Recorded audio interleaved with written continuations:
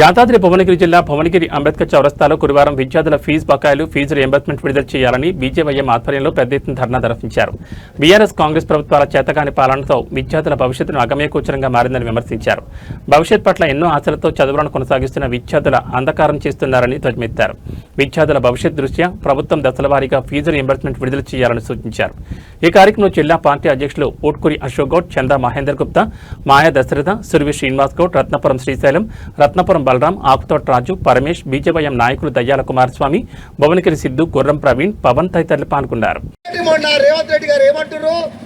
ఈ సంవత్సరం అయితే ఇస్తా, ఎవరికి నీ బడ్జెట్ ఉన్నది ఎంత? 3 లక్షలు మేము అడిగేది ఎంత? 200 కోట్లు రాష్ట్ర ప్రభుత్వం మొత్తం వచ్చే 2,000 కోట్ల రూపాయలు ఈనాడు రాష్ట్ర ప్రభుత్వం ఫీజు మొత్తం పోతుంది. 2,000 కోట్లు ఎందుకు ఇవ్వవు? మా విద్య మేము ఈ విద్యార్థుల చదువులు, విద్యార్థుల ఫీజుల కోసం మేము డబ్బులు ఇచ్చినామంటే ఆ కాళేశ్వరం ప్రాజెక్టుల కోసం మాకు పైసలు సరిపోవు, ఈ మిషన్ భగీరథ కోసం మాకు పైసలు సరిపోవు. ఆ మిషన్ భగీరథ లేదంటే కాళేశ్వరం ప్రాజెక్టు లేదంటే మాకు కమిషన్లు రావు అని చెప్పి ఆ టిఆర్ఎస్ ప్రభుత్వము మీ ఫీజులు కట్టలేదు. ఆ తర్వాత వచ్చినటువంటి కాంగ్రెస్ ప్రభుత్వము మీ ఫీజులు కడతా అని చెప్పి మాటిచ్చి వచ్చినటువంటి కాంగ్రెస్ ప్రభుత్వము అన్యాయంగా మీ ఫీజుల గురించి పట్టించుకోకుండా అక్కడ హైదరాబాద్ లోనేమో 1,00,000 కోట్లతో మూసీ నదిని సాల్వ్ చేస్తారంట. లేదంటే వాళ్ళ ఈ మీ జిల్లాకి సంబంధించిన, మీ ఉమ్మడి జిల్లాకు సంబంధించిన మంత్రులు కోమటిరెడ్డి బ్రదర్స్ వాళ్ళు హెలికాప్టర్లలో ఎగరనీకే దానికి పైసలు ఉంటాయంట, కానీ మీ ఫీజులు కట్టనికే వాళ్ళ దగ్గర పైసలు లేవంట. వాళ్ళకు గెస్ట్ హౌస్లు కట్టనికే ప్రభుత్వం దగ్గర పైసలు ఉంటాయి, కానీ మీ ఫీజులు కట్టము. ఈ రోజు భువనగిరిలో ఈ మన అంబేద్కర్ గారి విగ్రహం ముంగట ఇక్కడిని ఆపేసామా? దీంతోనే ఆపుతామా? ఆపోదు కదా. మళ్ళీ యుద్ధమాన్ని పెద్దగా చేయాలన్నా? పెద్దగా చేయాలంటే ఏడ చేయాలి?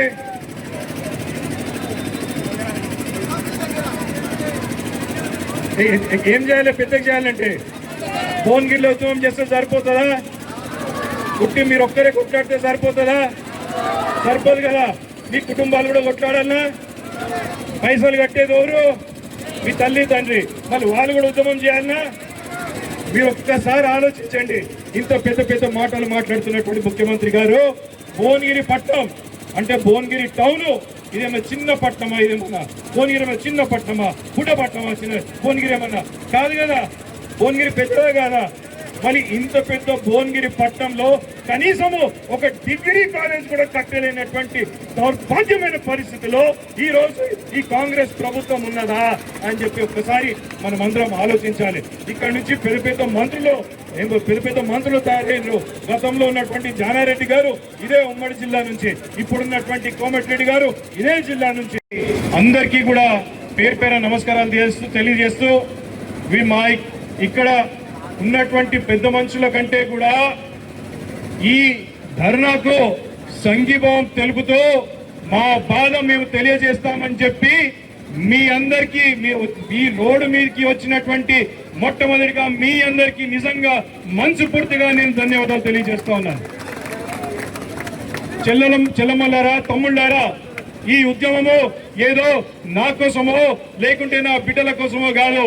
ఈ ఉద్యమం మనం చేసేది ఎవరి కోసం అంటే ఎవరైతే నిజంగా నిరుపేదలు ఎవరైతే ఉన్నారో, మేము చదువుకుంటాము, మాకొక్క అవకాశం కల్పిస్తే చాలు, మేము ఇంజనీర్లం అవుతాము, మేము డిగ్రీలు చదువుకుంటాము, మేము లాయర్లం అవుతాము, మేము సమర్థవంతులం అవుతాము, ఈ దేశ అభివృద్ధిలో మేము భాగస్వాములు అవుతామని చెప్తూ వాళ్ళు చదువుకునేటువంటి ప్రయత్నంలో భాగంగా ఫీజు రీఎంబర్స్మెంట్ చేస్తే చాలు, మాకు కాలేజీలు పోగలిగే ఒక అవకాశం కల్పిస్తే చాలు, మేము చదువుకొని ఈ దేశానికి సేవ చేస్తామని చెప్పి ఎంతో కష్టపడి చదువుతున్నటువంటి విద్యార్థులైనటువంటి మీ అందరి కోసము ఈరోజు భువనగిరి టౌన్లో